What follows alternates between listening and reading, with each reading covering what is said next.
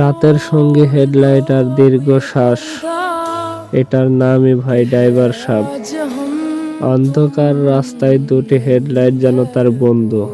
পথ দীর্ঘ, চোখ জলে, শরীর ক্লান্ত, তবু থামা যায় না, কারণ পরিবার অপেক্ষা করে, দায়িত্ব অপেক্ষা করে।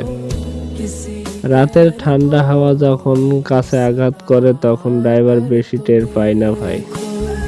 বাড়ি থেকে আসে অনেক দূরে।